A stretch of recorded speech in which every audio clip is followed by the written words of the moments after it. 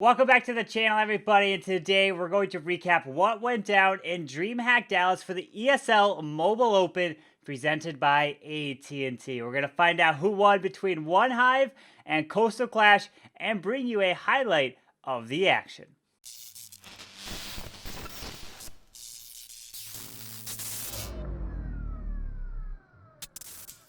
Alright everyone, so before we jump into the recap of DreamHack Dallas for Season 1 between OneHive Team 2 and Koastal Klash, I do want to let you know that the signups for Season number 2, which occurs in ESL New York, is now open. You guys are more than welcome to go to the links down below, not only the ESL Mobile YouTube channel to check that out, but plus the link down below to sign up. Here it is. There are 3 different tiers now for North America, so you don't just have to live in the United States to participate. So let's go ahead and take a look here. We got this first one, Tier 1. This is going to be open for Town Hall 12s only. So this is what kind of happened in the first season. So it was open actually to everybody, but really Town Hall 12s really is the only ones that had a chance to really make it far, because if you had lower Town Halls, you weren't able to win those because you would get 3-starred by the 12s. But this one is for Town Hall 12s only for tier number 1. Then tier number 2, we've got is Town Hall 11s only. Yes, you can be a Town Hall 11 team and sign up as well. And then let's go ahead and take a look at the last tier right here for Town Hall 10s. So you're more than welcome to sign up as Town Hall 10s and compete in this one. So you guys are more than welcome. Make sure you guys go ahead and follow kind of the instructions, read the rules. You need to create an ESL account to sign up your team, and then it's a ladder play system, and you just win those, and then there'll be a playoffs, and then there is prize money. Remember, everything is kind of subject to change, but make sure you guys go ahead and check that all out. I believe you go to this main page, you will see down here, which is the tournament prize money. First place does get $7,680 or around that, and it kind of pays out all the way down to 64th place. So maybe you guys can sign up a team, and I wish you guys the best of luck. All right, so let's go ahead and jump into the finals between OneHive and Koastal Klash out in DreamHack Dallas. We're going to start off with an interview with both Jaguar from Koastal Klash and then Eric from OneHive. So how does it feel? You're sitting here in Dallas, you've made it. You're going to be competing on stage tomorrow at DreamHack. You excited? We're very excited. It's actually a dream come true to compete in a game that we love. We're going to bring our best and may the best team win. Well, there you go. And speaking of teams, how did you assemble this clan? Because I know you mentioned that you guys have been playing together for a while. So I started this in 2015, and a year later we went into an in-game community-run league. And through that, we recruited all our members, and that's where we met each other. And a game like Clash, obviously you mentioned, having those teammates is so important. How do you think it's different from a lot of other games, especially when it comes to competing? This is very, very heavily reliant on teamwork and just the overall sense of first base building for defense, as well as attack planning on offense. That's all teamwork oriented. If you do it by yourself, you're just not going to get the same results as if you would if you have a whole team behind you. And is that what you feel gives you the edge in this? That element of teamwork? I know when we talked before during the regular season, you talked about your base building skill. Do you still feel like that's where you guys have that edge? I think more so now it's on the attack, or because we have been practicing on that. So I think we're more comfortable doing the attacks, just because base building in this recent meta has been a little wishy-washy, for lack of a better term. But I think we still have decent bases. We've tested them. We have all our inputs in them. So they should hold pretty well, hopefully. My last question. We're going to see some 3 stars? Yeah. I love it. Thanks, man. Thank you.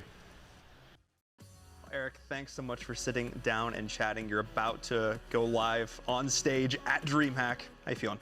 A little anxious, but we're ready. We're ready. We've been prepping. I mean, as a whole, how has it been competing in the ESL Mobile Open? Competing in that very first cup to now being here, in Dallas, getting flown out. How has that adventure been?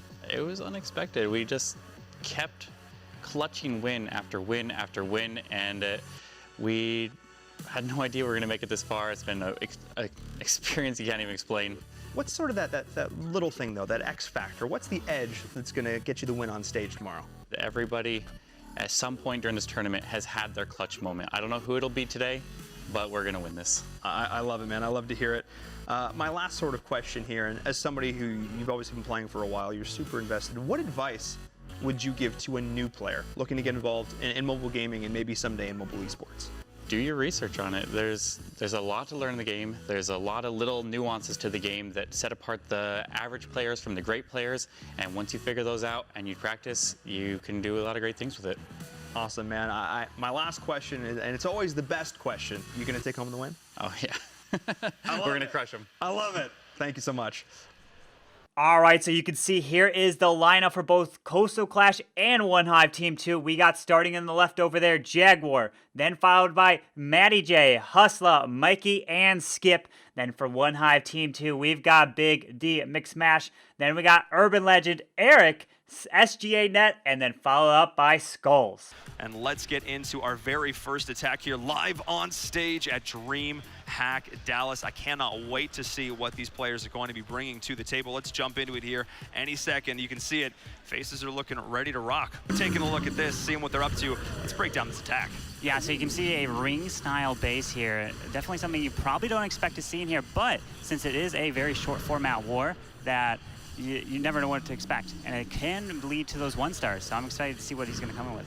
Yeah, one of the things about these ring bases, it's often the idea of high risk, high reward. Exactly. So talk us through a little bit about that, because oftentimes we see the idea of this quote-unquote anti-3-star, where you're going to put your Town Hall out a little bit to the side, just sort of bait your opponent into it, but then deny them from getting the triple. What is it about this base that makes it more risky? So what makes it so risky is there is rings around it, and if you don't break and set that funnel correctly, everything's going to start walking around and nothing goes to that Town Hall, which is isolated in the core, and that is your 2nd star. You need that to get the 2 stars, because in these wars, if you get that 1 star, it could be a very detrimental thing. And you can see him coming in with a little bit of a queen walk. You saw the E-drag at the very beginning to create that funnel that I was talking about, and now all the P.E.K.K.A.s and bowlers are coming into the core. Yeah, the E-drag is so fantastic when all these buildings are clumped up together, but there's not going to be many buildings left as we see the charge coming on in with the bowlers, destroying that Eagle artillery, such a key defensive structure to take down as they are making their way in towards the center here. They're trying to crack this base wide open, and they do it. They get that 2nd star. Oh, yes, they did. There is 2 stars on the board, just passing 50%.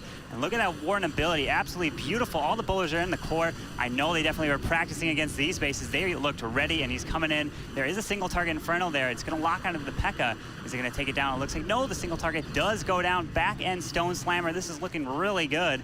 Oh my, but that multi-target Inferno as well did a ton of work. There was a freeze dropped on it in the bottom, but it does end up going down. And we saw the Stone Slammer doing work here. What a start for Smash McHammer coming out right now. He's got his hat on backwards, and he's feeling so calm right now as he's just ripping through this with a minute left, already up to 80%. Oh my, this is looking like a 3-star. Oh, the Queen does go down, but that Stone Slammer is looking good. Does have 1 rage spell. Is he gonna have to clean up here? Healers are still alive, but on the Grand Warden, I mean, he's still got that up. He's gonna drop that rage. The Slammer's gonna pop with probably balloons. No, what's in it? We got Valkyries that are coming out. Oh my. Oh, wow. This is a little bit different here. We don't often see the Valks come on out. No. And we're not gonna see, oh man, do we have enough time left? Oh we yeah, see the 3-star? we got plenty of time. No more buildings up, and now it's just a cleanup at this point. Very nice job. Woo! You can see him celebrating there. Gonna get the 3-star, has 1 more Archer, but doesn't need it.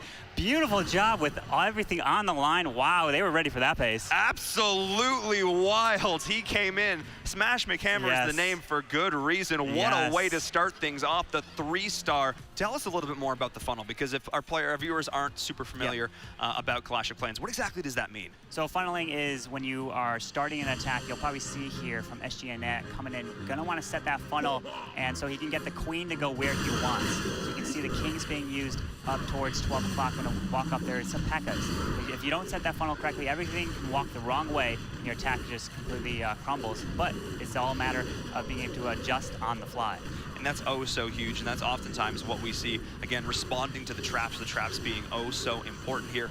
But so far, this funnel is looking pretty solid. We do have the hero up top there, the Barbarian King, using that Iron Fist. He's going to be charging through, clearing out a lot of these trash structures out here on the outside, accumulating a bunch of additional percentages. The main bulk of the attack is pushing on through. Yes, and you see the Lava Hound that is hovering there, which is drawing the Queen attention. So the Queen will not lock off that Lava Hound until after it pops, and all these pups are killed. And and then the Queen will start to help charging into the base. There is the Warden Eternal Tome into the core. Now can he jump through it and get the rest of the space? That's the big question mark. Can he jump right on through? I love the timing on that, soaking up a lot of the damage from that Eagle artillery. The way the positioning was there, not a lot of troops are going to take damage from the Giga Bomb, so I like that call from him, saving that a little bit there, realizing, oh, I don't need to use this quite yet. I still have more tools in my toolkit. He's going to use the free spell to deny that. I love this call here, because if you can take down the Eagle artillery, if you can keep your Queen alive, that's the recipe for a 3-star. Yeah, you can see he still has the Stone Slammer he has not used, and there is a haste spell, so we might actually see balloons come out of this one and haste them through. But this is looking good with Queen ability. She's gonna be able to remove the air defense, the multi-inferno, the Archer Tower up there.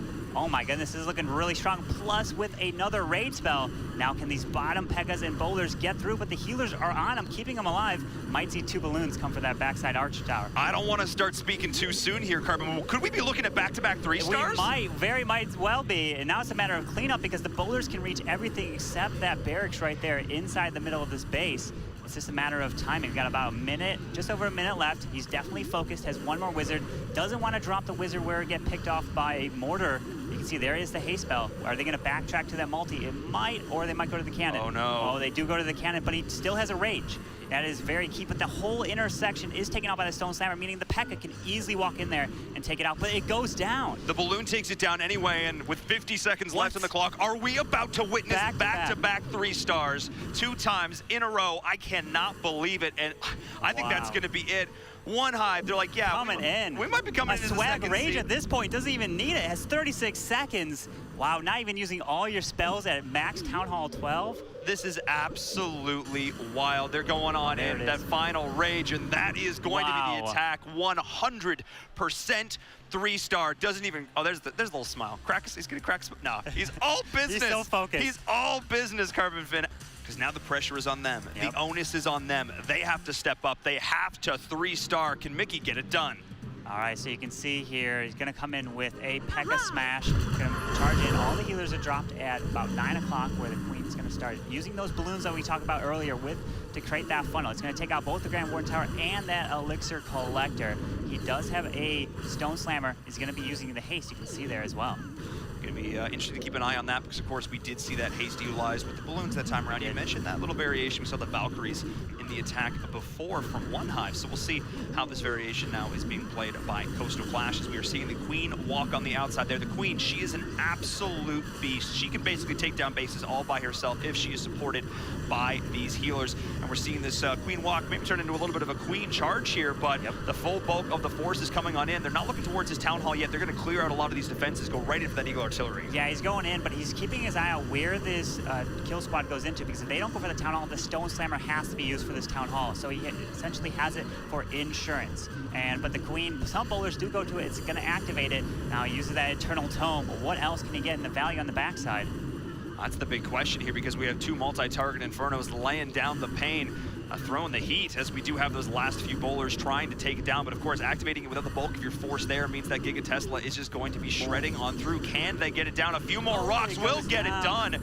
This is absolutely massive, so we are seeing that 2nd star being accumulated, and now, as you mentioned, he has that Stone Slammer, but he's walking right into a Tesla farm. He is right there at 12 o'clock. You can see at the top of your screen, there is an air defense, so it is going to be shooting down the Stone Slammer. You're going to see a hasted balloons, probably. There it is. Yep, balloons are coming out. They're going to backtrack to the Archer Tower, go to the cannon, then move. Oh no, there is the mortar over there. Did see it was hidden, but we do have a back-end multi and Wizard Tower splash, means it hits every balloon at the same time if they do group up, and there is a red air bomb right there, which is splash as well.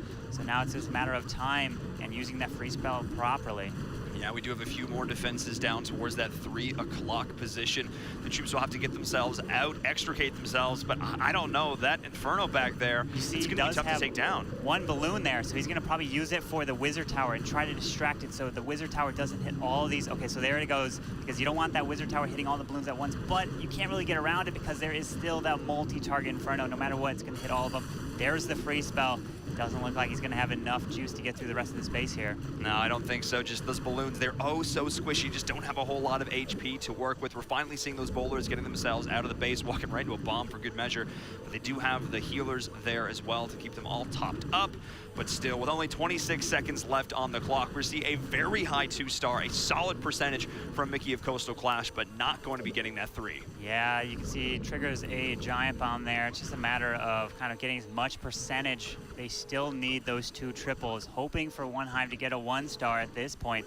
But I know OneHive's total mental game is completely changed because they're going to go for the safe 2 since they do have 2 triples on the board. Right now I it's mean, OneHive. I don't want to jinx anything, but there is always a possibility for a 0-star. Koastal Klash has done it before. There is. I'm not saying Koastal Klash could do it, but OneHive, is it possible? I mean, we'll have to see. Not without their plan today. No, I mean, not when they know they just have to go for 2 stars. It's a completely different strategy. So let's see what Matty J is going to come in with here. Matty J, of course, from Koastal Klash. This guy has played on those big stages as well. One of the best hitters here from Koastal Klash. You know, if there's anybody who's going to try and pull off the 3, it's got to be him. Yeah, I know Matty J, just like Eric, has been flown out to play live in front of Supercell there before, so he does have the experience. And funny enough, Matty J has been playing for OneHive before, but now he joined up with Koastal Klash, so he's kind of facing his old team. That's always fun to go on in there and be like, all right, I kind of know how you guys operate. This is how that's how it's going to go down right now. How it's going to go down is a solid hit coming on through with those P.E.K.K.A.s, with those bowlers. And we're going to see how they're able to go in there. But that Springtrap taking quite a few. Yeah, taking out a couple of bowlers there, but you see the jump spell, which is going to allow the troops and the queen access to that town hall. But we've been talking about, we're seeing so much of this, the Stone Slammer on the back end.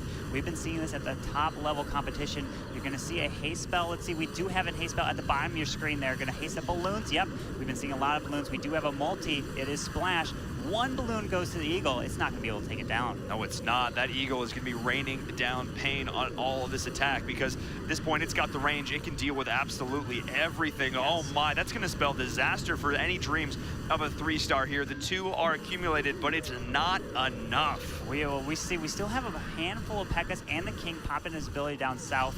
We still have the Queen. She can reach that Eagle from there. So if that Eagle does go down, he won't be taking the brunt of the fire. There we go. Yes, but that multi is unreachable. Everything, I believe, is reachable. Maybe that Wizard Tower inside the base. Depends if the Queen can grab it. But there are no point defenses. The Queen actually might be able to take out both of these defenses here. That's going to be the big question mark. She doesn't have that Royal Cloak yet left to do it. Can she get it done? A couple of hits, and yes, she will. Oh, yeah, she's got it. No questions asked. Getting it done. Able to take down that air defense as well. Wow. 54 seconds left. Wait a second. Oh! We still have the P.E.K.K.A.s. We have the Barbarians. Warden is still up. We There's got a chance. 47 seconds. Did I There's speak too soon? I mean, there's the mortar. That's the Splash. There's a cannon, Tesla, and another cannon up top. I mean, is he going to have enough time to get to it? I think he might. Usually it takes about 30 seconds or so to move from one side to the other, but he's got a lot of high hit point storages there to get through. Yeah, they do, but I mean, those P.E.K.K.A.s hit like a truck, and that Barb King does as well. We'll see if they can get it done with 24 seconds left. I said there's no way he's going to walk away with the 3-star here. I doubted it. I questioned him. Is he going to prove me wrong? This is going to come down to the last few seconds Tesla here. Oh my, there is the Tesla up there at the corner, what we call those cheese Teslas sometimes, Yeah. but let's see if I can get it done. I'm not sure. We see those are called troll Teslas up in the corners. They usually put on the 4 corners. The reason why they are there, it is because of the way of the format. It is a 2-star, 98%. Oh, so close. Very nice try, Matty J. All right, so you saw OneHive Team 2 got the victory in game number 1, 12-10, 83 to a 79.4. Can OneHive Team 2 win game number 2 to win it all, or can Koastal Klash win it and force a game number 3?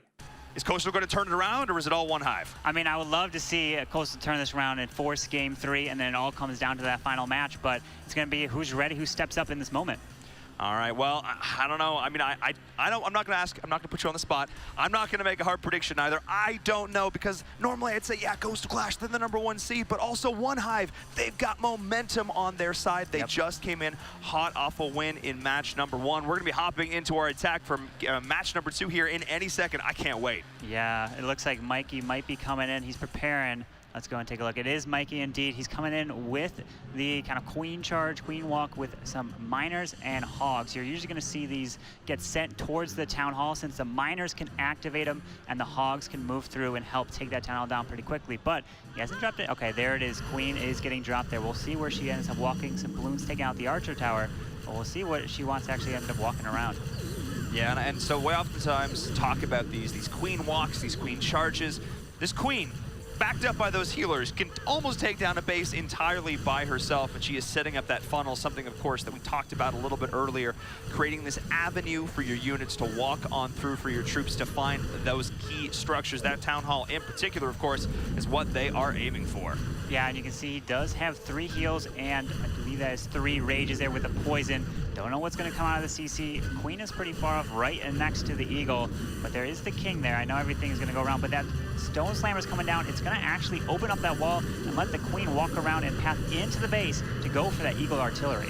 Interesting usage there for that, just allowing this Queen walk to turn into that Queen charge. You have the rage on those healers. Yeah, having the Queen raged up is obviously important, but having those healers raged up is almost more important. Oh yeah, absolutely. You see, he hasn't even dropped the King yet. I think he might want to use that towards the top side, and the Miners and Hogs are going to come straight for the Town Hall at about 4 o'clock, because you need to create that funnel so that everything can stay inside the base, go from defense to defense, plus the enemy King is there as well.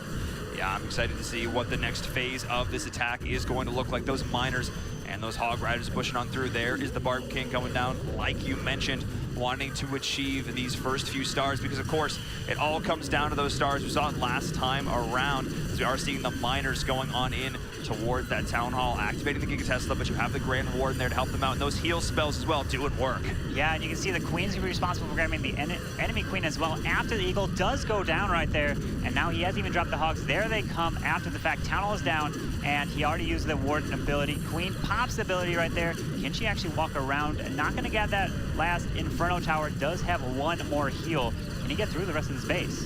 That is the big question mark. Already secured those first 2 stars. That's the big deal. That's exactly what you want to be aiming for here. But of course, you know, if you're a Koastal Klash fan, they want to respond in the same way the OneHive took to them in match number 1. They want to get a 3-star. They want to get all 100%. And I'm not sure they're going to be able to get it done here. The Queen is still alive, and that's really important, but that Inferno has taken down those healers, and now they're gone. Yeah, the healers are gone now. You can see the Hog kind of splitting up. He doesn't have any cleanup up at the top, which could cause time, but that multi-target Inferno is still up. The Hogs are barely trying to survive, but there are some handful of Miners moving around, but I don't think it'll be enough. It's still going to be a solid 2-star hit, pulling out 83, 84%, 85%. Those last few Miners are still there and trucking, but they are eventually going to get cleaned up there and able to get that last bit of percentage. And it's going to be 88 to finish things up. Or I'm going to stop guessing because well, we have that troops. 1 Miner up top all by itself. Never mind. But time won't get any more. It looks like 89 will be it. Well, there we go. I mean, still an amazing opening there. Yeah, you can see we might see SGA Net come in. Don't know what he did triple in the first match. Can he answer? Yeah, but that last base, as we did see, was actually Smash's base, and he tripled, so he put up a good defense on Matty J there. So I want to see what he's going to come with. Is he going to switch up his army? He's going to change it? I know he maybe can answer, go back-to-back, get a 6-pack here? Who knows?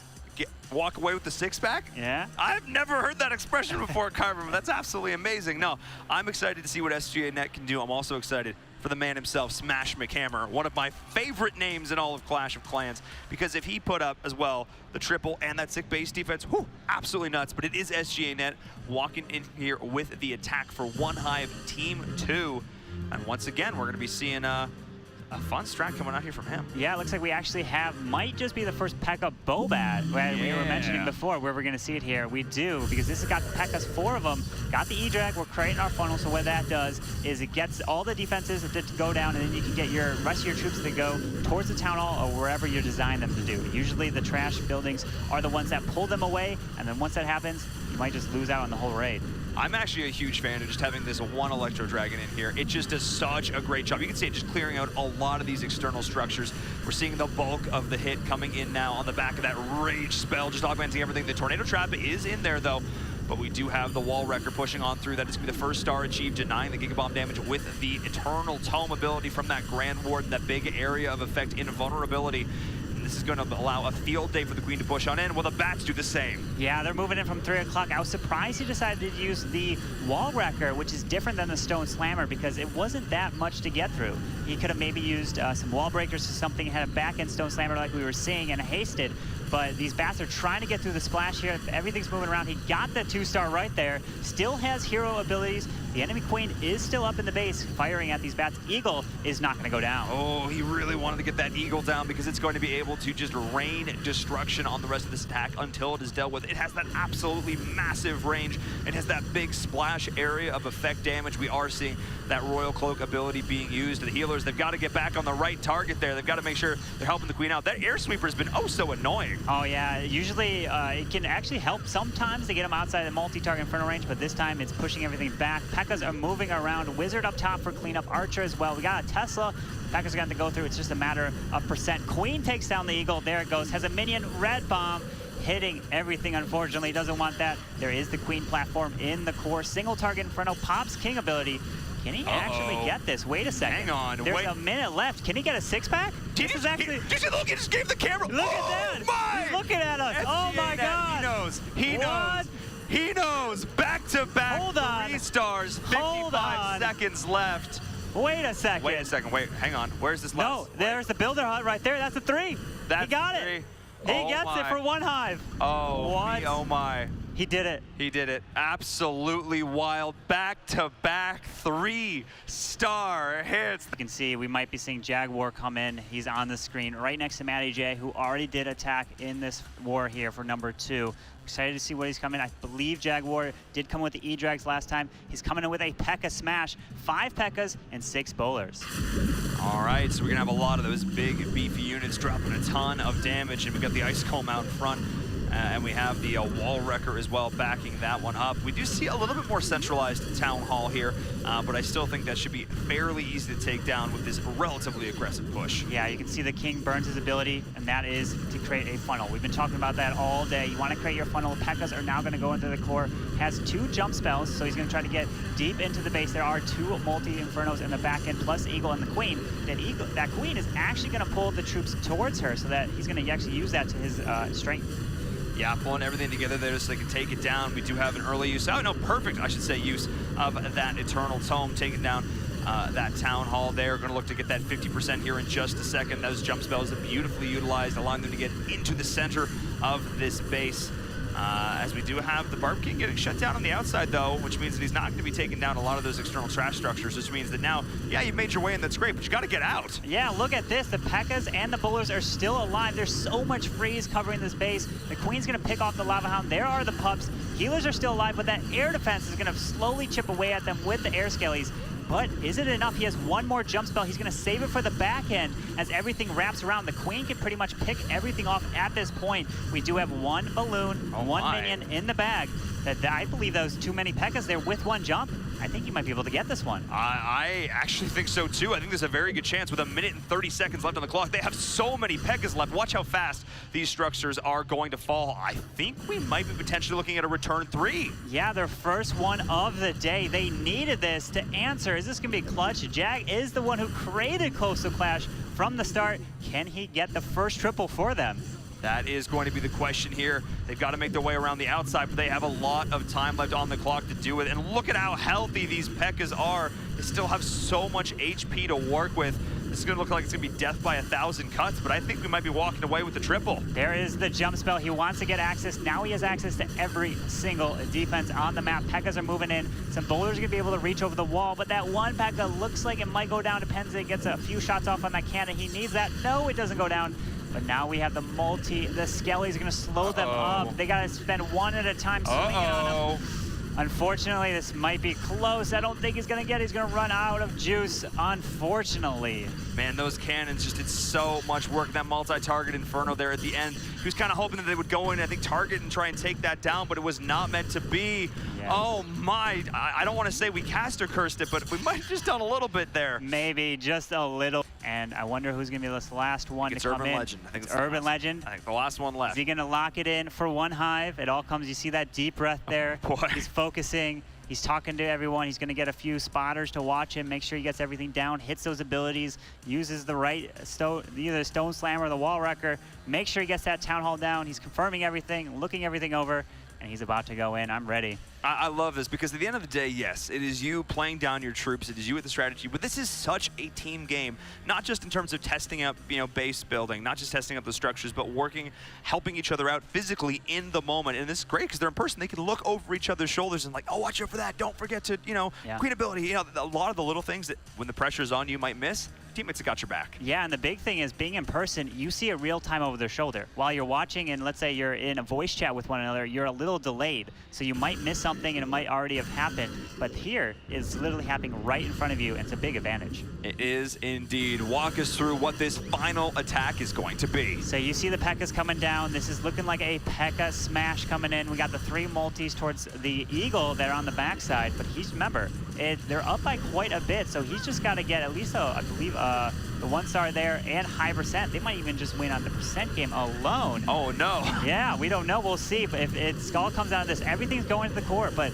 I think he's attacking from the opposite side of the Town Hall. This is a little bit riskier. Yeah, this is a risky play right here. He's actually going for the triple at this stage I of the mean, game. it looks like it. I think they might have wanted to bait them to come in from either the 9 o'clock position or 12 o'clock position to see if he can get in. But he didn't fall for that. The wall wrecker's going all the way through the space here. Oh, my. It's still got so much HP. Yeah, look at that. The multi is still there. 2 air defenses. If that Town Hall goes down and the percent, and that's over. It looks like OneHive will take it, but we'll see. He has got to move in with the bats now, coming in on the top side Wizard Tower there. He freezes it. Is he going to take it down? Double freeze. Oh boy, the Town Hall is down.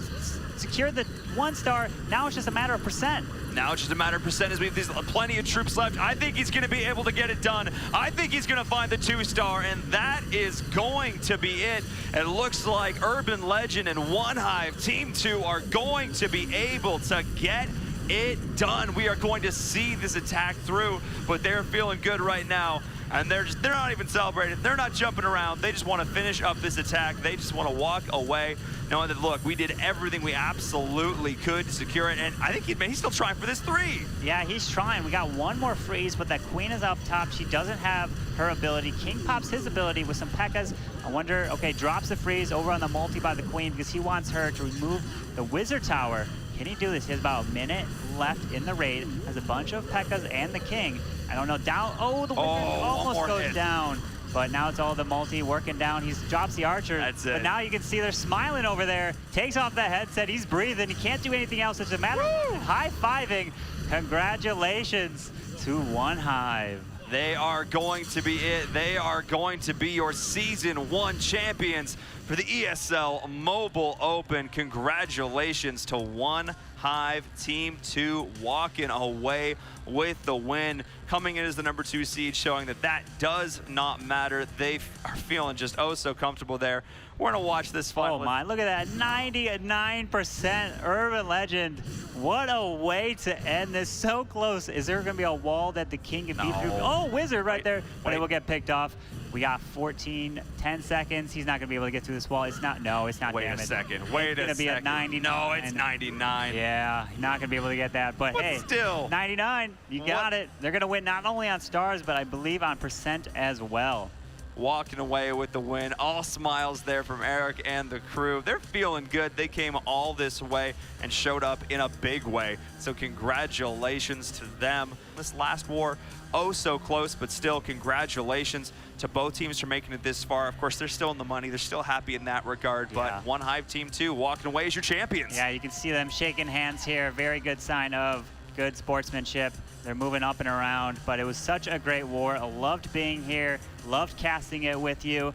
Great action. I'm definitely excited for the trophy presentation later, but I mean, that is OneHive getting it done. I mean, they didn't get it done on the world stage, but at least they got it done here in DreamHack Dallas. And so you saw from that recap right there, OneHive Team 2 got the victory over Koastal Klash. They won 2-0 in the series. So congratulations to everyone over in OneHive for winning it. And a very great effort to Koastal Klash. I know everyone's going to be trying for season number 2. You guys are more than welcome. If you live in North America, you guys are more than welcome to sign up. It will be happening in New York. And it's not just Town Hall 12s now. There's going to be a cut for Town Hall 12s, for Town Hall 11s and Town Hall 10s. So make sure you guys go check out that link that I mentioned earlier, and I hope you guys do enjoy and definitely try to participate because I'll be helping out covering the action as well for that one. But anyways, if you guys enjoyed this video, go ahead and hit that like button and subscribe down below for the daily content, and I hope you guys have a wonderful day. Carbonfin signing out. Peace.